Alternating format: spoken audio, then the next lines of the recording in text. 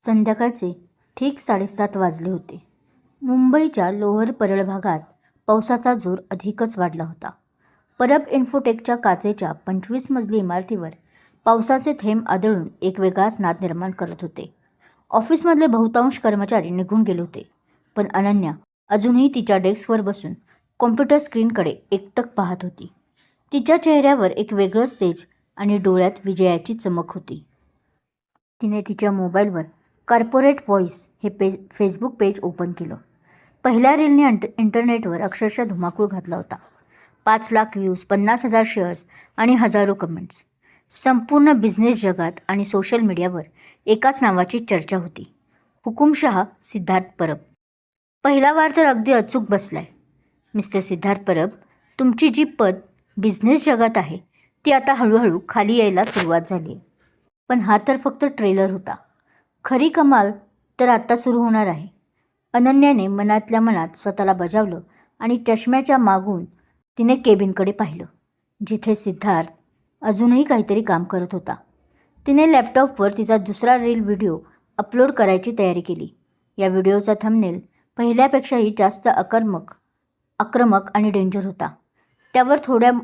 त्यावर मोठ्या अक्षरात लिहिलं होतं, परब इन्फोटेकचा दुसरा काळा चेहरा, कर्मचाऱ्यांचा पगार आणि ओव्हरटाईमचा घोटाळा. या व्हिडिओमध्ये तिने सिद्धार्थच्या त्या हुकमी संवादाची दुसरी क्लिप जोडली होती, ज्यामध्ये तो म्हणाला होता, माझ्या ऑफिसमध्ये ओव्हरटाईमचा पगार मिळत नाही, कारण तो तुमच्या चुकीचा दंड असतो. अनन्याला माहीत होतं की आजच्या काळात कॉर्पोरेट जगात वर्क लाईफ बॅलन्स आणि कर्मचाऱ्यांचे हक्क या विषयावर खूप संवेदनशील आहेत. हा व्हिडिओ कामगारांच्या आणि IT सेक्टरमधील तरुणांच्या भावनांना हात घालणार होता. 3, 2, 1 अँड पोस्ट. अनन्याने माऊसवर क्लिक केलं. तिची दुसरी चाल आता जगासमोर विकली गेली. तिने अत्यंत ऐटीत मान वर केली आणि एक मोठा श्वास घेतला. आता बघूया तुमचा हा परब इन्फोटेकचा माज आणि स्टॉक मार्केटमधला आलेख कसा वाचवतोस ते, मिस्टर किंग. त्याने अंगातला कोट काढून बाजूला ठेवला होता आणि शर्टच्या बाह्या दुमडलेल्या होत्या. त्याच्या चेहऱ्यावर कोणताही तणाव किंवा भीती नव्हती. उलट एक अत्यंत रहस्यमयी आणि धीर गंभीर हसू उमटलं होतं. त्याच्या समोरील मोठ्या स्क्रीनवर अनन्याने आत्ताच अपलोड केलेल्या दुसऱ्या रीलचा लाईव्ह डेटा दिसत होता. अवघ्या 5 मिनिटात त्या व्हिडिओला हजारो लोकांनी पाहायला सुरुवात केली होती. केबिनचा दरवाजा जोरात उघडून कबीर आत आला. कबीरच्या चेहऱ्यावर मात्र प्रचंड भीती आणि काळजी दिसत होती. सीत, अरे तू इतका शांत कसा बसू शकतोस? हिने दुसरा व्हिडिओ पण अपलोड केलाय आणि हा व्हिडिओ पहिल्यापेक्षा जास्त डेंजर आहे.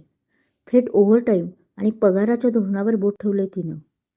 सोशल मीडियावर लोक आपल्या कंपनीवर बहिष्कार टाकण्याची भाषा करतायत. आपले शेअर्स 2% खाली आलेत आत्ताच. सिद्धार्थने कॉफीचा कप ओठांना लावला, एक घोट घेतला आणि खुर्चीवरून उठून काचेच्या खिडकीपाशी गेला.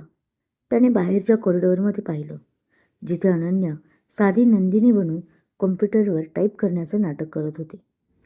Relax Kabir, relax.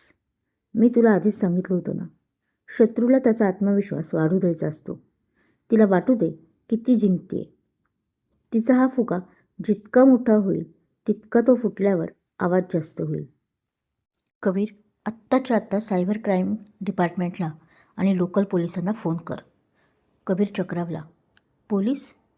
पण सीत, जर पोलीस आले आणि त्यांनी तपास सुरू केला तर अनन्या पकडली जाईल ना. तिने जर खोटं नाव आणि बनावट IP ॲड्रेस वापरला असेल तरी आपले सायबर पोलीस तिला शोधून काढतील. मग वीर काकांच्या मुलीला पोलीस स्टेशनला घेऊन जाणार का तू? सिद्धार्थ मागे वळला. त्याचे डोळे वाघासारखे तीक्ष्ण आणि डेंजर झाले होते. त्याच्या आवाजात तोच अल्टिमेट किंगचा हुकूम होता. पोलीस तिला पकडण्यासाठी नाही येत आहेत कबीर. पोलीस या ऑफिसमध्ये एक मोठा ड्रामा क्रिएट करण्यासाठी येत आहेत. मला पाहायचे की जेव्हा सायबर पोलिसांची टीम या फ्लोअरवर येईल तेव्हा लंडन बिझनेस स्कूलची ही गोल्ड मेडलिस्ट अनन्या मोहिते स्वतःला कसं वाचवते. तिच्या चेहऱ्यावरची भीती आणि तिचा तो तोतया मुखवटा वाचवण्यासाठी ती कोणती नवीन चाल खेळते हे मला लाईव्ह पाहायचं आहे. खेळात जेव्हा ट्विस्ट येतो तेव्हाच राजाला खरी मजा येते. जा, कॉल कर. कबीरने सिद्धार्थकडे पाहिलं. सिद्धार्थचा हा मास्टर माइंड प्लॅन पाहून त्याला समजलं की या माणसाशी पंगा घेणं म्हणजे स्वतःचं मरण ओढवून घेण्यासारखं आहे. तो हसला आणि केबिन बाहेर पडला. ठीक रात्रीचे 8:15 झाले होते. अचानक 25व्या मजल्यावरच्या मुख्य लिफ्टचा दरवाजा उघडला आणि तिथून 4 सायबर क्राईमचे पोलीस अधिकारी आणि 2 महिला पोलीस कॉन्स्टेबल अत्यंत गंभीर चेहऱ्याने बाहेर आले. त्यांच्या मागे प्रशांत, फ्लोअर मॅनेजर आणि कबीर होते. ऑफिसमध्ये राहिलेले जे काही 10-12 कर्मचारी होते ते पोलिसांना पाहून जागच्या जागी थबकले.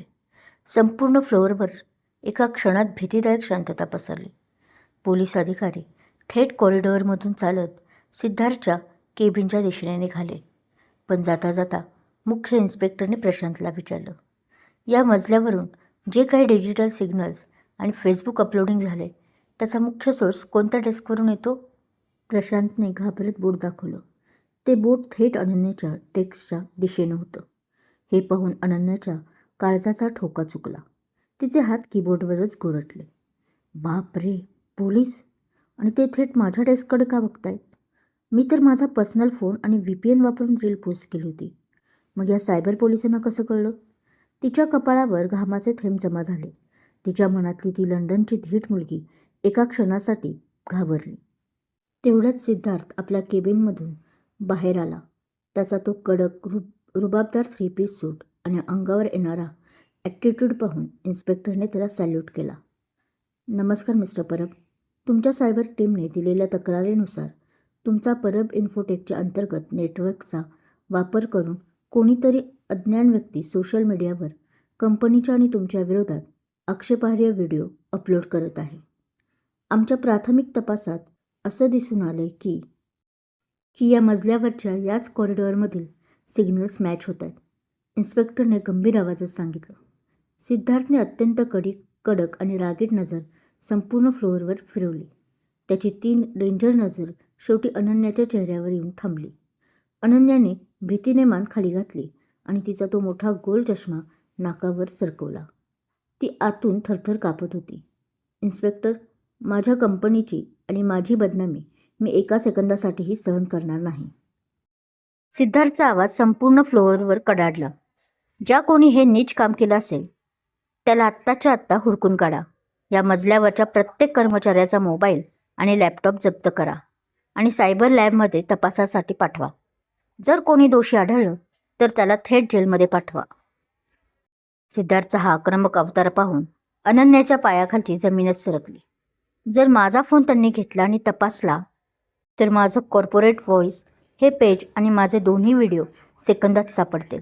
माझी खरी ओळख अनन्या वीर प्रताप मोहिते सगळ्यांसमोर येईल आणि सगळ्यात महत्त्वाचं म्हणजे माझ्या डॅडची कंपनी परत मिळवण्याचं माझं मिशन इथेच संपून जाईल. इन्स्पेक्टरने महिला कॉन्स्टेबलला इशारा केला. जा, त्या कोपऱ्यात बसलेल्या मुलीपासून सुरुवात करा. तिचा फोन आणि लॅपटॉप ताब्यात घ्या. महिला पोलीस कॉन्स्टेबल अनन्याच्या डेस्कच्या दिशेने जाऊ लागली. अनन्याच्या हृदयाची धडधड इतकी वाढली होती की तिला तिचा श्वास ऐकू येत होता. तिने मनातल्या मनात देवाचा धावा सुरू केला. देवा, प्लीज वाचव मला आज. जर मी आज पकडले गेले तर तो खडूस सिद्धार्थ मला कधीच सोडणार नाही. कॉन्स्टेबलने अनन्याच्या जवळ येऊन म्हटलं, तुमचा मोबाईल आणि ऑफिसचा लॅपटॉप आमच्याकडे सपोर्ट करा. अनन्याचा हात थरथरत होता. तिने हळूच पर्समधून मोबाईल काढायला सुरुवात केली. ती पकडली जाणार हे आता निश्चित होतं. पण नेमकी त्याच वेळी द अल्टिमेट किंग सिद्धार्थ परबने आपली मुख्य चाल खेळली. थांबा इन्स्पेक्टर. सिद्धार्थचा भारदस्त आवाज गुंजला. तो चालत थेट अनन्याच्या डेस्कपाशी आला. तो अनन्याच्या इतक्या जवळ येऊन उभा राहिला होता की त्याच्या अंगातील महागड्या रोलेक्स घड्याळाचे टिकटिक आणि त्याच्या परफ्यूमचा उग्र सुवास अनन्याला संमोहित करू लागला. सिद्धार्थने अनन्याच्या हातातील मोबाईलवर आपला मजबूत हात ठेवला. त्याच्या हाताचा स्पर्श होताच अनन्याच्या अंगावर एक सरसरून काटा आला. तिने दचकून चष्म्याच्या मागून वर पाहिलं. सिद्धार्थचे ते तीक्ष्ण भेदक डोळे थेट तिच्या डोळ्यात घुसले होते. त्या डोळ्यात एक वेगळाच अधिकार आणि गूढ छटा होती. सिद्धार्थने इन्स्पेक्टरकडे पाहून अत्यंत शांतपणे म्हटलं, इन्स्पेक्टर, नंदिनीचा मोबाईल तपासण्याची गरज नाही, कारण ती माझी पर्सनल असिस्टंट आणि असिस्टंट प्रोजेक्ट मॅनेजर आहे. कालच्या US मीटिंगमध्ये ती संपूर्ण वेळ माझ्या सोबतीला होती आणि तिच्याकडे प्रत्येक डिजिटल हालचालींवर माझी स्वतःची नजर असते. ती असं काही करेल यावर माझा अजिबात विश्वास नाही. तुम्ही इतर कर्मचाऱ्यांची तपासणी करा. सिद्धार्थच्या या एका वाक्याने संपूर्ण वातावरण बदललं. इन्स्पेक्टरनी मान डोलावली. ठीक आहे मिस्टर परब, जर तुम्ही खात्री देताय तर आम्ही तिची तपासणी करणार नाही. चला दुसऱ्या डेस्ककडे चला. पोलीस अधिकारी दुसऱ्या बाजूला वळले. अनन्याने एक प्रचंड मोठा सुटकेचा श्वास घेतला. तिचे डोळे ओलावले होते. तिने समोर उभ्या असलेल्या सिद्धार्थकडे पाहिले.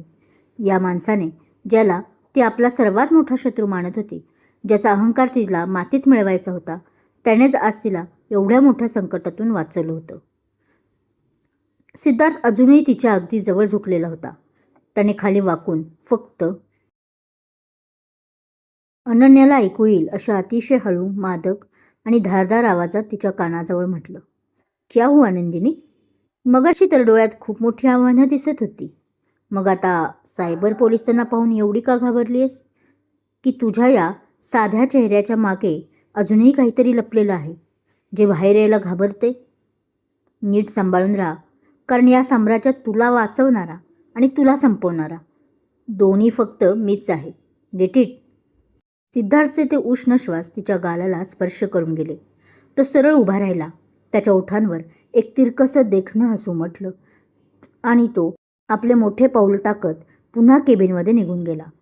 पोलीस तपासणी करून निघून गेले होते. ऑफिसमध्ये आता फक्त अनन्या आणि केबिनमध्ये सिद्धार्थ कबीर उरले होते. अनन्या खुर्चीवर बसून स्वतःच्या हातांकडे पाहत होती, जे अजूनही हलके थरथरत होते. त्या खडूसने मला का वाचवलं?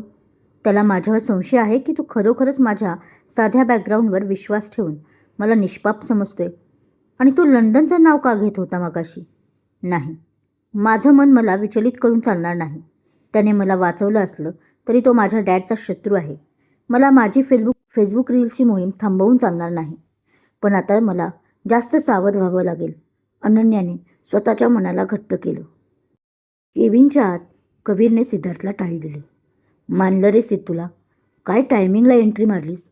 ती पोरगी तर अगदी रडायचीच बाकी होती. तिला वाटलं की ती जेलमध्ये जाणार, पण तू तिला वाचवून तिच्या मनात स्वतःबद्दल एक सॉफ्ट कॉर्नर तयार केलास ना. सिद्धार्थ लेदर चेअरवर बसला आणि त्याने लॅपटॉपवर अनन्याच्या कॉम्प्युटरचा मिरर ॲक्सेस पुन्हा सुरू केला. सॉफ्ट कॉर्नर तर फक्त सुरुवात आहे कबीर. सिद्धार्थचे डोळे आव्हानाने चमकत होते. ती आता विचार करत असेल की मी तिला का वाचवलं. तिचा हाच गोंधळ मला अजून पुढे घेऊन जाणार आहे. उद्या मी तिला एका मोठ्या बिझनेस कॉन्फरन्ससाठी माझ्यासोबत मुंबई बाहेर घेऊन जाणार आहे. एका आलिशान रिसॉर्टमध्ये US क्लायंटसोबत डिनर मीटिंग आहे. तिथे ती साधी नंदिनी म्हणून राहते की अनन्या मोहिते म्हणून, हे पाहणं फार रंजक ठरेल. खेळ आता खऱ्या अर्थाने रंगणार आहे मित्रा. बाहेर कॉरिडॉरमध्ये अनन्याने बॅग उचलली आणि ती लिफ्टच्या दिशेने निघाली. तिने मागे वळून त्या भव्य काचेच्या केबिनकडे पाहिलं. तिला माहीत होतं की ती एका अशा चक्रव्यूहात अडकली आहे जिथून बाहेर पडण्याचा रस्ता तिला माहीत नाही. पण तिला हे माहीत नव्हतं की त्या चक्रव्यूहाचा रचयिता दुसरा तिसरा कोणी नसून the ultimate king Siddharth Parab आहे, जो तिच्यावर मनापासून प्रेम करत आहे.